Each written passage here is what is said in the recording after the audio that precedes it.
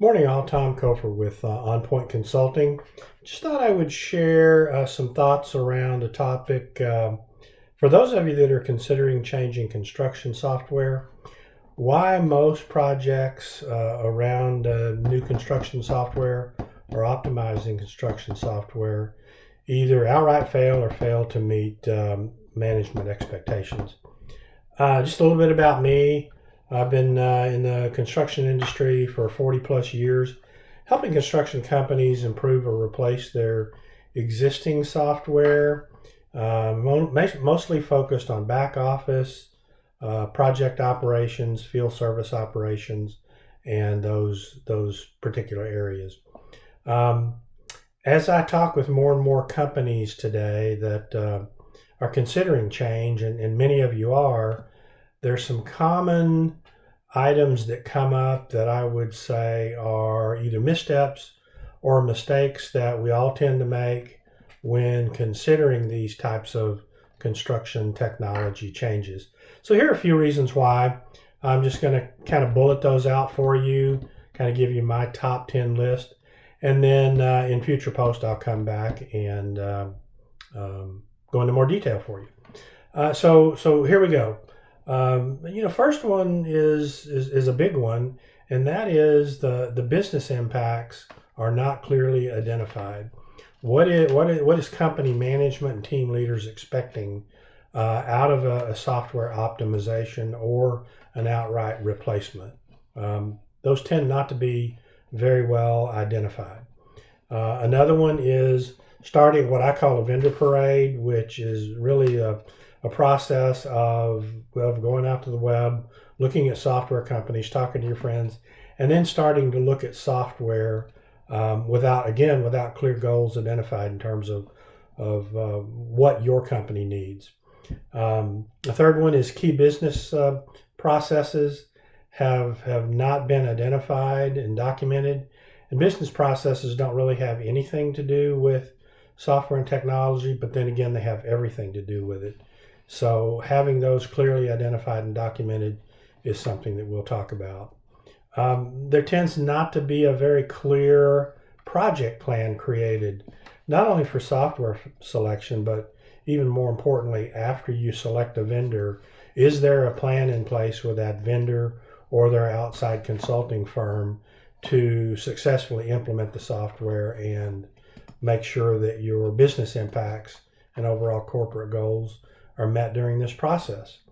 Another is there tends not to be accountability or responsibility for all team members. Everybody doesn't really know where they fit in the implementation or optimization of new software. So we all like to know what our individual plan is, and that's something that we can all work on as we go through these projects.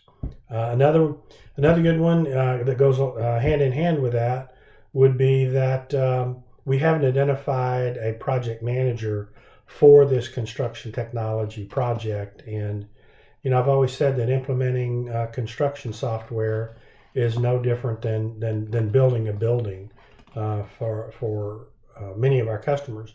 If you don't have a good project manager, or the project manager's goals aren't clearly defined and there isn't a good project plan, then you're not going to have a successful technology project as a rule.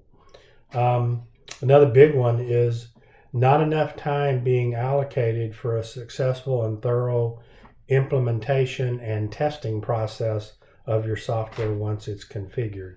If you don't allow enough time to do end-to-end testing, then you tend to have a rushed implementation or an incomplete implementation that again does not meet expectations.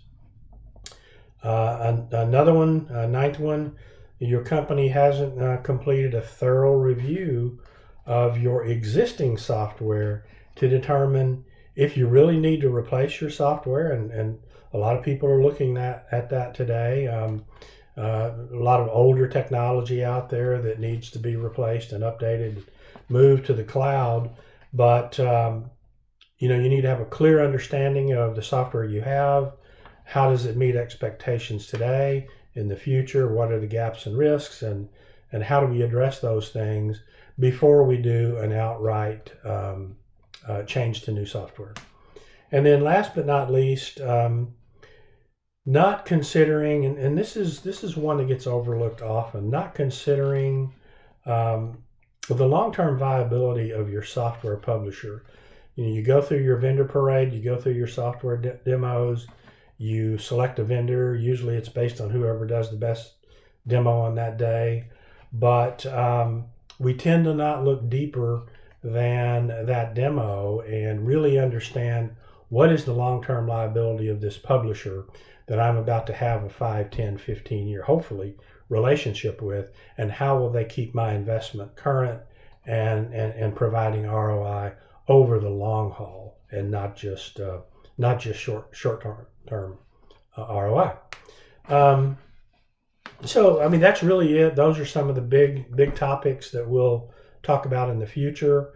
I found that companies that before they start changing software go through a process or one similar to this tend to have the most successful implementations with the biggest impact on their companies and really provide the impact and the ROI that companies expect today.